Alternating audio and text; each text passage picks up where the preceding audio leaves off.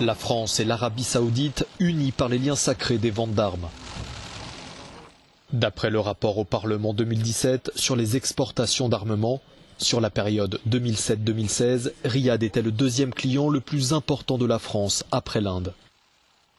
Pour 2016, année qui correspond aux dernières données officielles rendues publiques, Paris a délivré 218 licences à des entreprises françaises pour les autoriser à fournir du matériel de guerre à l'Arabie Saoudite pour un montant qui atteint plus de 19 milliards d'euros.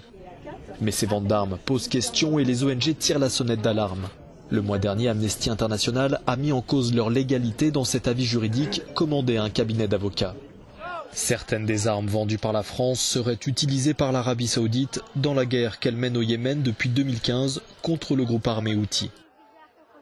On demande une suspension des transferts d'armes qui sont susceptibles de servir au Yémen.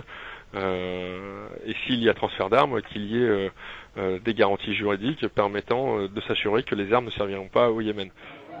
Les ONG craignent en effet que cet armement made in France puisse servir à commettre ou faciliter des crimes de guerre dans ce pays qui connaît la plus grande crise humanitaire au monde, selon l'ONU. Les combats ont déjà fait plus de 10 000 morts, dont de nombreux civils.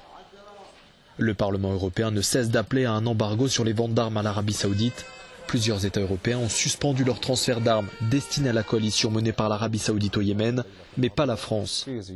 Contacté, le service de presse du Premier ministre français en charge de ce dossier n'a pas donné suite à notre demande d'interview.